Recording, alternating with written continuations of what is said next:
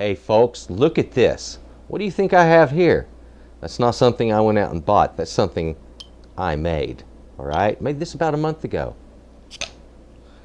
Yeah. Let's get a glass here.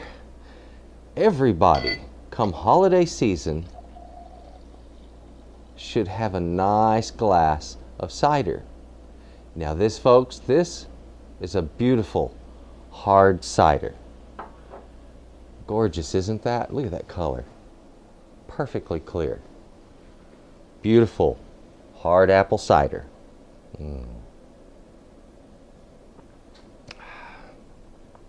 You're going to enjoy this one. Oh, that's good.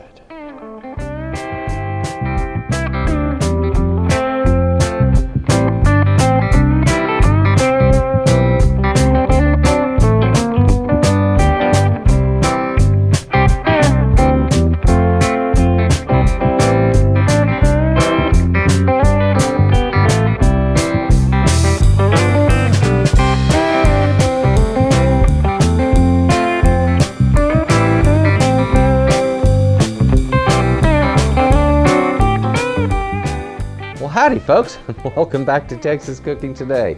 As you've already seen, this is all about cider. I want to teach you how to make hard cider in this show. How to ferment. I'm going to teach you the right way to do this, okay? So that you get a pure, clean, perfect, sparkling product just like this. And it does it. It has this nice fizz in my mouth. It's beautiful. It is just as tasty as can be. And a perfect little extra for the holidays. When everybody shows up, crack open some of these, and I tell you what, your family and your guests will be surprised at how wonderful it is. So I'll tell you what, let's head into that kitchen. Let's get busy cooking up some hard cider. Oh, come on guys, I can't wait. All right guys, here we are. I have my apple cider here. Well, it's not cider yet. Right now it's just apple juice. Now something I need to mention about your apple juice, and this is where it begins right here. On this product you have to make sure that there is no preservatives in it. No sodium benzoate, no potassium metabisulfite, nothing like that. You just want plain basic ingredients, okay? No extra sugar, no high fructose corn syrup, no corn sugar, nothing. Just at most, water, apple juice, and sometimes I put in citric acid. On this one, and this is an organic apple juice. Ingredients: filtered water, organic apple juice concentrate, and ascorbic acid, vitamin C. Now the ascorbic acid is used to give it a little bit better flavor, but also it acts as a preservative against bacteria. All right? They pasteurize this stuff before they put it in the bottle, so there's really no problem with it. Guys, we have this wonderful apple juice here. I have a basic brewer's yeast here. Now, this is a yeast that's commonly used for making ale, okay? And it's a powdered yeast, very similar to the packets you use for making bread. But there's more of it, number one. And number two, it's designed to work for brewing. In other words, it's where bread yeast wouldn't really work out very well, this is stronger and it really does a good job. The problem with bread yeasts is that they don't work well when there's alcohol present. The alcohol kills the bread yeast, where this type of yeast can survive at higher alcohol levels.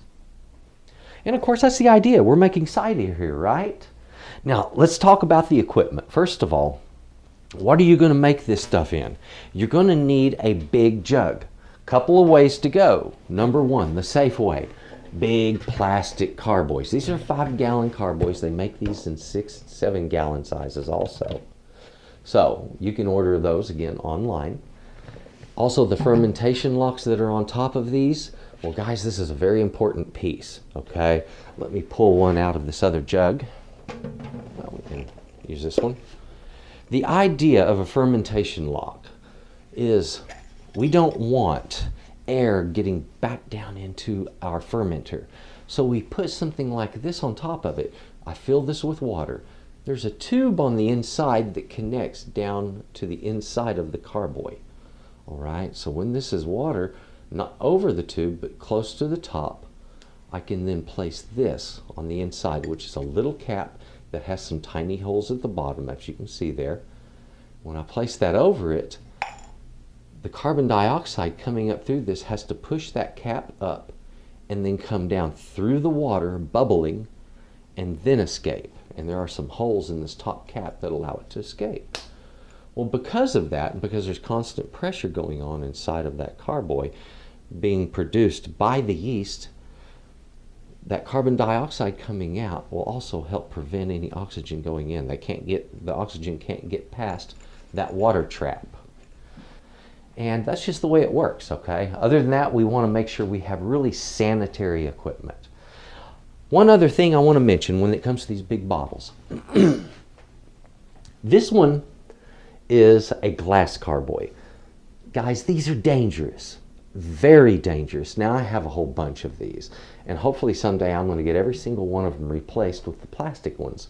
The reason, right now I'm wearing steel-toed shoes, okay, because if one of these drops, it can shear your foot off, okay?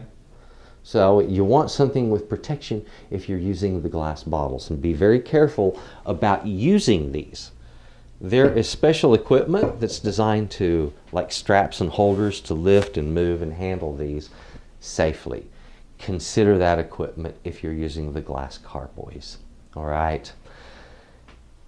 All we have to do now, I'm going to take my funnel, put it in here, get our yeast up and started, and get this apple juice turned into apple cider. Now let's get on with this. Okay guys, now I've got everything set up here. I have my yeast there, and of course a cup right next to it, and that cup has 4 ounces of warm water. And I said warm, not hot. Down here I have the fermenter, and it's on a platform just to make it easier to get to, okay? So what I'm going to be doing first, we have to hydrate our yeast. Now the yeast, simple enough. Cut that open. I want to take that yeast and gently pour it into this warm water, stirring this as I go. Okay, now that I have this mixture ready to go, let me move this out of my way. I need to get my apple juice down in my carboy. So we're going to get that in there. Now folks, something else you might want to know about apple cider. If you're looking for an inexpensive fermented beverage, well, it's hard to get one that's lower cost than this. I mean, it can be done, but this is one of the least expensive fermented beverages I know of. You can use concentrated frozen apple juice that's so much lower cost than purchasing it like this. All I can say is happy holidays, folks. Happy holidays. Oh, they're going to be. Now guys, at this point, it's time for me to get my yeast down in there, and then I'm going to have to mix it up.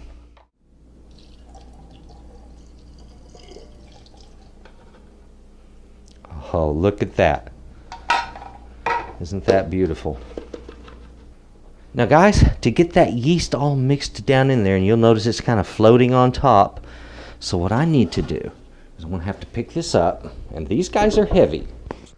This little item right here, this is a mixing paddle. This is what chefs use for mixing large batches of whatever, because we can put it down there and really get at it, okay? Now, problem is my mixing paddle won't fit down in there. So what do? You use the other end. The little end that hangs by that little tab makes a perfect stirrer to a carboy. You just get it going. That has been stirred up. I'm going to give it one more time just to oxygenate it a little bit more and help that yeast get a good start. I need to get this ready, cleaned up, and in the top of this, and frankly, we're ready to go. Now guys, I have just made sure that this is wet, so it'll make a good seal, or hermetic seal, as I put it in there. And also I have filled this up to right about here. And that way it has to force that inner lid up and push the carbon dioxide down through the water for it to escape the bottle. Also, the beautiful thing is, with this kind of fermentation lock, it tells you when things are up and running. You can tell because this inert part is going to rise up. So when we see that start to happen, I'll tell you when that is, and I'll tell you about how many hours that took. Okay, and it's going to be different for every batch.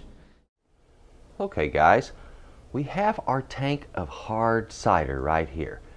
This has started producing, meaning that it has, the yeast has started doing what it's going to do. And if you will look at that fermentation lock, that little guy that we put on top, you'll notice there's quite a bit of activity in that. What's going on here is the yeast is eating the sugar in that apple juice. And as that yeast eats the sugar, it produces two byproducts. One byproduct is alcohol, and the other is carbon dioxide. Well, that carbon dioxide would just build up and shatter the glass if we couldn't vent it somehow. So we have to give it some way to get out of the bottle without allowing air into the bottle. And that's our little lock there. Now guys, we are in our second day, and just barely so, on this cider. This cider has only been running for not even 30 hours yet, and it is really kicking up good. The fermenting lock on top is kicking off a lot of carbon dioxide, and of course that being its job to make sure that that doesn't build up and cause this tank to explode. And so we want that to happen. And then down in the tank itself, there's not a lot to see. However, when you look up close, and I want to try to get a good enough close-up that you can really see this, you will see the carbon dioxide coming to the top right there. And it just bubbles up and of course rises off. And that's going to be going on full strength like this for quite some time. It'll be the better part of a week as this goes on. After about 4 days, 5 days, it starts tapering off. Well, our fermenting is still going, and as I said before, there's not just a lot you can see in these tanks, which are the cider tanks. In beer there's a lot more activity, but in this you pretty much just see a bunch of bubbling going on, and the liquid in there is still looking a very caramel color. So as soon as that turns dark, we're going to be ready to start moving it to another fermenter. Okay guys, let's go ahead and get that cider racked to our next fermenter. And this is important guys, it's going to get it out of and away from the sediment down here. It'll get it in a nice clean environment to finish up doing what it needs to do. I'll insert my racking cane straight down to the bottom. So what's happening is that liquid right now is in contact with the back side of the bottle. I know it's kind of hard to see, but that tube curves backwards and the liquid's cascading down off of the back side, and you can see it hitting the other liquid inside down there as it comes cascading down. Okay guys, I have my cider racked into the secondary fermenter. I'm going to put my fermentation lock back on to this new bottle and put this right back in place where the other one was to finish up fermenting. Okay guys, we got that fermenter back in place, and we're going to give it a nice cover because we want to protect it from light as much as we can. You can place these in a dark location also. Closets work really good. And of course I have mine out here so it's easier for everyone to see. Okay guys, it has been a couple of weeks and a few days since we've started this.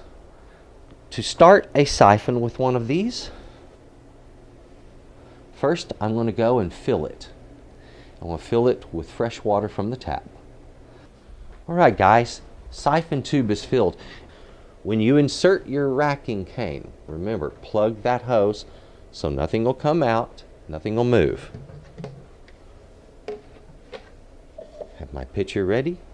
Very gently put it into the lower bottom in the back. Once you set it down, just set it there and leave it alone and don't move it. There. Hopefully I didn't stir up too much. To start my siphon, I will simply allow it to pour off into this until boom, there it is. I've got my golden liquid all the way through it. And look how clear looking that is. It is a very, very light amber color, guys. We're about to take this and prime it. Now remember, we're making a sparkling cider here. Priming it, what that is we put in a little more sugar. Now you see, even though fermenting has finished on this and the yeast has eaten all of the sugar that's in that's edible for them, what we need to do is give them just a little bit more sugar, just enough that they will be able to produce carbon dioxide in the bottles. That carbon dioxide will build at the top of the bottle and it'll build pressure.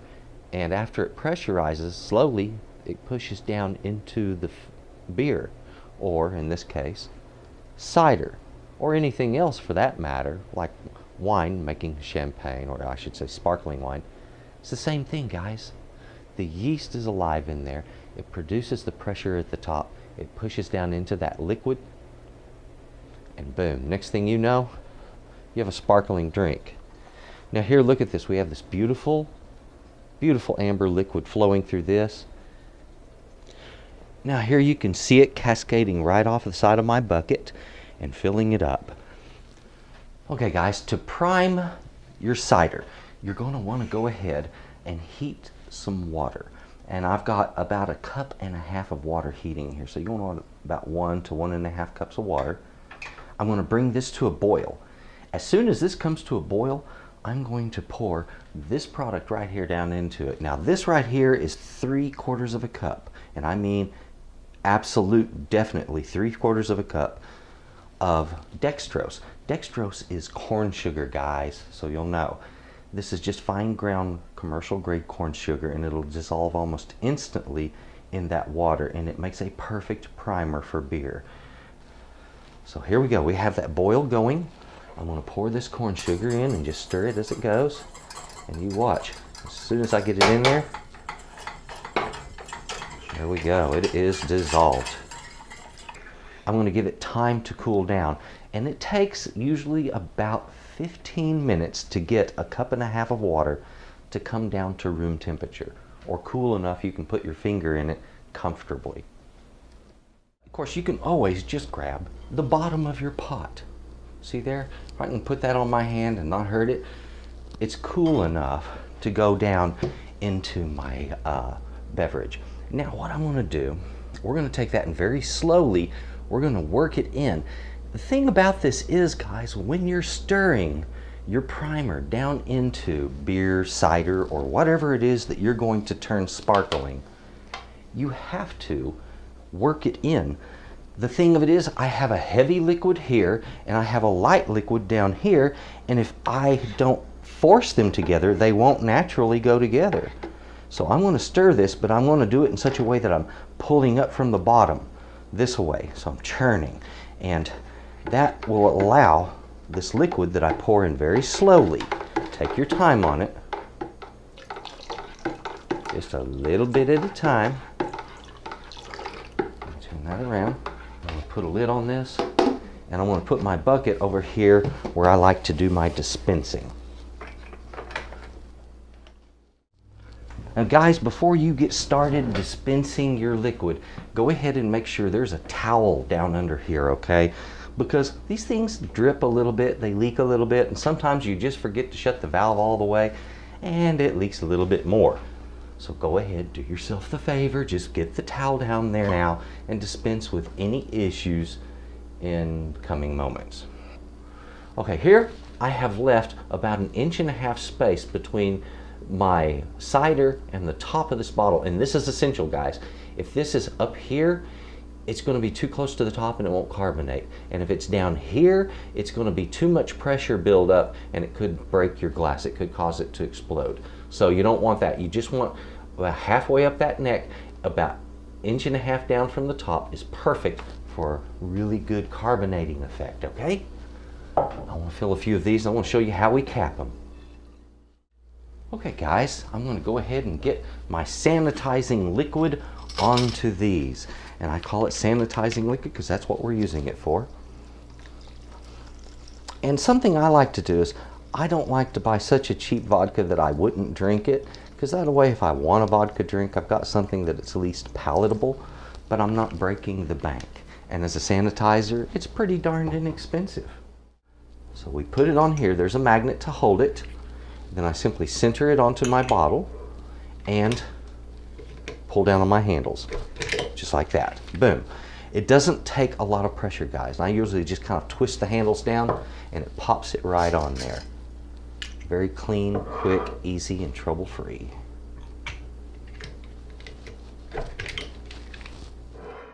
I just got to give it some time to carbonate.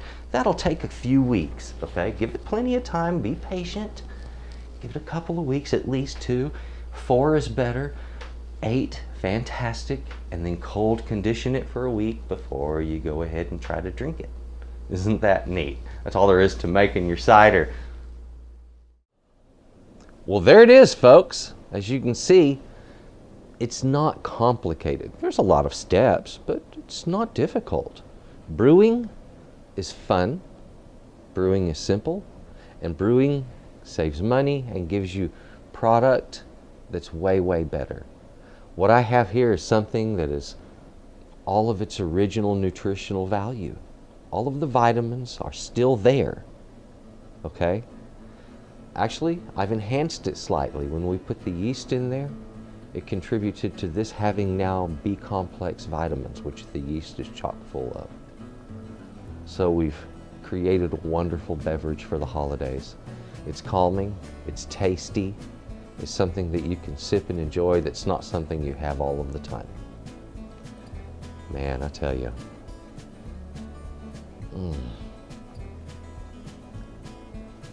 It's like apple juice that's a little tangier. Frankly, that's what it really tastes like. Tangier apple juice. The only difference is this one has a kick. So I'll tell you what, folks, thank you very, very much for watching Texas Cooking Today. To my subscribers, I would like to say, guys, thank you so very much. And folks, if you haven't subscribed, well, please do. I will update you on when we're putting out new stuff. I've got some great things coming in the next months. Some wonderful dishes, and they're going to blow you away. If you would like, please click that like button. That helps me out. That helps me out a lot, in fact. People find me faster and easier in the search engine the more people that click like and the more people that watch the whole show. So folks, thank you again for watching. And if you would, please do one last thing for me. Just have a good day. Bye-bye.